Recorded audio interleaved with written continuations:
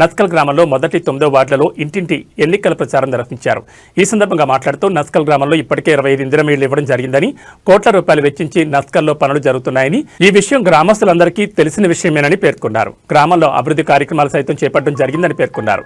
Councillor విద్యార్థులు శోభారాణిని 1,00,000 పైగా భారీ మెజార్టీతో గెలిపించాలని, నస్కల్ని అన్ని రంగాల్లో ఆదర్శవాదిగా ఎంపిక అయ్యే విధంగా పనులు చేపట్టడం జరుగుతుందని పేర్కొన్నారు.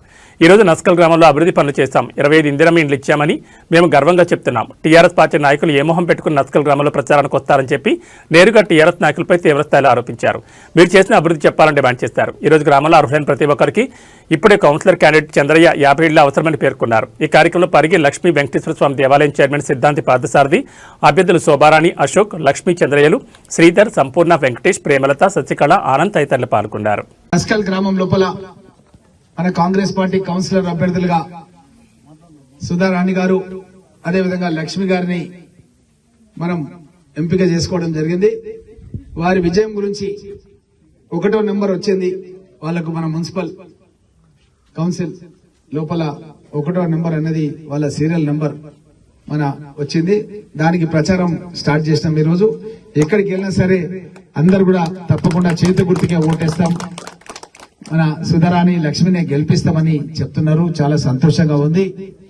మీకు అందరికీ తెలుసమ్మా, గత 10 సంవత్సరాల బీఆర్ఎస్ ప్రభుత్వం లోపల మన నస్కల్ గ్రామంలో ఒక్క ఇల్లు కూడా వాళ్ళు కట్టియలేదమ్మా, ఒక్క ఇల్లు కూడా వాళ్ళు కట్టియలేదు. మీకు అందరు కూడా తెలుసు, మన నస్కల్లా ఒక్క ఇల్లు కట్టియలేదు. నేను వీడికి రాగానే రత్నం చూపిస్తున్నాడు, సార్ ఆ ఇల్లు మనం ఇందిరమ్మ ఇల్లు కట్టించినాం సార్ అని చూపించాం. అక్కడ కనబడుతున్న ఇల్లు ఈ రేకులకు వెనుకనే ఉంది, ఇది కూడా కట్టియాలి సార్, ఈ రేకల ఇల్లు, బండల ఇల్లు చాలా మంది ఉన్నారని చెప్పిండు. తప్పకుండా మీకు అందరికి మాట ఇస్తున్నామా, మీ నస్కల్ కు ఇక్కడ ఉన్న గ్రామ పెద్దలు చెప్పాలి నాకు మా యొక్క ప్రేమ. ఒక్క నిమిషం, ఎన్ని ఇండ్లు కావాలి మీకు అన్నది ఇక్కడ ఉన్నటువంటి గ్రామ పెద్దలు, మా యొక్క చంద్రయ్య, అశోక్, వీళ్ళంతా ఇక్కడే ఉన్నారు.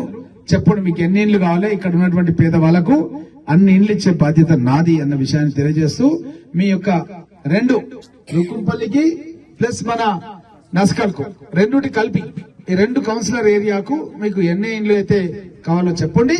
అందరికి ఇక్కడ ఉన్న వాళ్ళందరికీ కూడా, ఆ మీటింగ్ లో ఉన్న వాళ్ళందరికీ కూడా, ఇక్కడ ఉన్న వాళ్ళందరికీ కూడా, కొంతమంది చేన్లకు పోయారు, కొంతమంది ఆ చెట్ల కింద ఉన్నారు, కొంతమంది అక్కడ ఇంతకుముందే కలిసి వచ్చిన వాళ్ళు మన ఇంటికి వచ్చారు.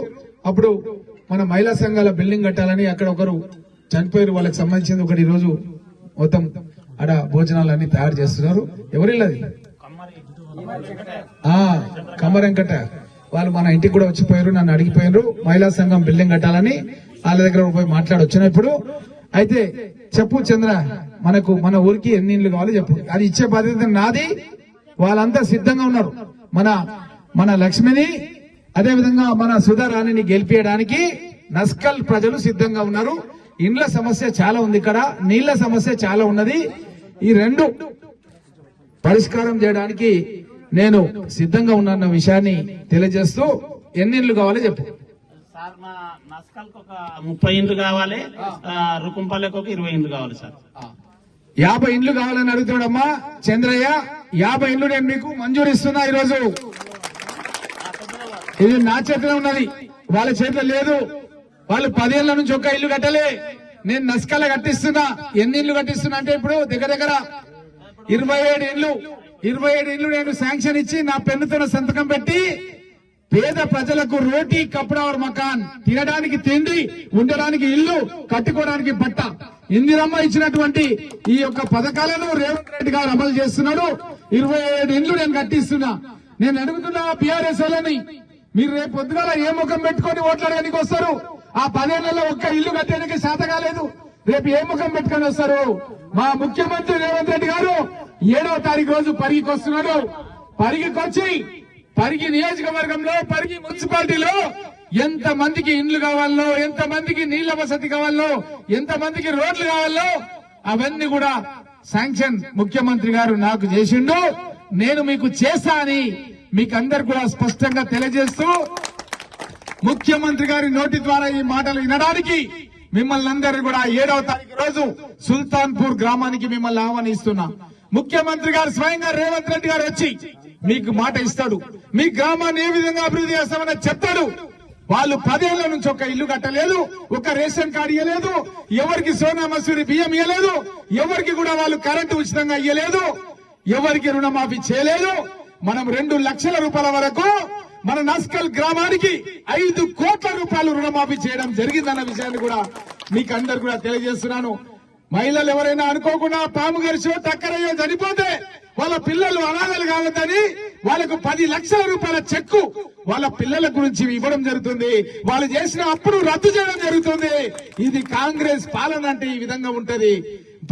ప్రభుత్వంలోకి రాగానే ప్రతి ఊర్లో కూడా మీ గ్రామ సమస్యలు ఏమున్నాయి, మీకు ఇండ్లు కావాలా, రేషన్ కార్డు కావాలా, కరెంటు కావాలా, దరఖాస్తులు ఇచ్చి మీతో దరఖాస్తులు నింపుకొని ఒకటిగా 8 లక్షల కోట్ల రూపాయలు అప్పు చేసి కేసీఆర్ మన నెత్తి మీద పెట్టిపోతే మన ముఖ్యమంత్రి రేవంత్ రెడ్డి గారు 2 లక్షల వల్ల అప్పు చేసి ఆ మిత్తి కట్టడం, కిస్తులు కట్టడం అనేది చేస్తున్నాడు. ఇలాంటి మన ప్రభుత్వాన్ని మీరందరూ కూడా ఆశీర్వదించాలి. ఈ రోజు కేసీఆర్ యాడున్నాడంటే తాగి ఫామ్ హౌస్ లో వండుకున్నాడమ్మా.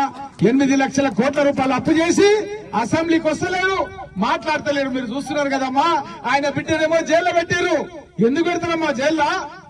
బందిపోటు దొంగలను పెట్టేటటువంటి జైల్లో పెట్టిరు. మామూలు జైలు కాదు అది, తిహార్ జైల్లో పెట్టిరు ఆమెను. ఎందుకంటే మన రాష్ట్రంలో లక్షల కోట్ల రూపాయలు మన పేదలు చెమటోడ్చి కష్టపడి సంపాదించిన డబ్బుని వాళ్ళు మొత్తం కూడా దోచుకొని విదేశాలలో దాచుకొని ఈరోజు కేసులలో పసాయించి జైళ్ల చుట్టుపట్టు తిరుగుతున్నారు. కేసీఆర్ గాని, కేటీఆర్ గాని, హరీష్ రావు గాని, కవిత గాని, మీరంతా కవిత సంగతి చూసిరు టీవీలల్లో. ఇట్లా మన రాష్ట్రాన్ని అధోగతి పాలు చేసిరు. వాళ్ళ శిష్యులు ఉన్నారు మన ఊర్లో. మీకు తెలుసు వాళ్ళు ఎవరైనా చెప్పొద్దు. వాళ్ళు రేపు పొద్దుగాల కారు గుర్తు తీసుకొని మీ ఇంటికి వస్తారు. వాళ్ళు దాగానే దర్వాజాలు పెట్టుకోవాలమ్మో. దొంగలు వచ్చి మన ఇంట్లోకి వెళ్లి బంగారం ఎట్లా ఎత్తుకపోతారో, మన ప్రభుత్వ ఖజానాకి డబ్బులు కూడా వీళ్ళు ఎత్తుకపోయినా వాళ్ళ శిష్యులు మన ఊర్లో ఉన్నారు. వాళ్ళని మాత్రం ఇంట్లోకి రానియకుండా అమ్మా. ఎందుకంటే మన ఇంట్లో ఉన్న బంగారం ఎత్తుకపోయినా దాంతో సమానం.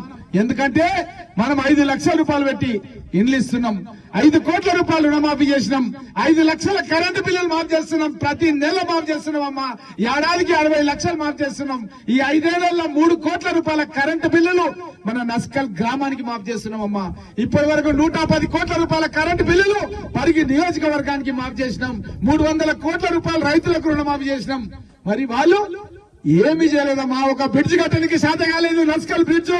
ఇప్పుడు నేను వచ్చినప్పుడు చూసుకుంటూ వచ్చిన బ్రిడ్జ్ కాడ పని పెద్ద జేసీబీలు పెట్టి పనిచేస్తున్నారు. ఇది కాంగ్రెస్ పాలన అంటే ఇది. పేదవాళ్లను అభివృద్ధిలోకి తీసుకురావడమే కాంగ్రెస్ పార్టీ యొక్క అభిమతం. కాబట్టి మీరందరూ కూడా ఎవరు పని చేసేటోళ్ళు, ఎవరు పని చేయని వాళ్ళు అన్నది మీకు తెలుసు. మాయ మాటలు చెప్పేటోళ్ళకి ఇబ్బందుల పాలు చేసి, బ్లాక్ మెయిల్ చేసి, బెదిరింపులు చేసి వాళ్ళ మాట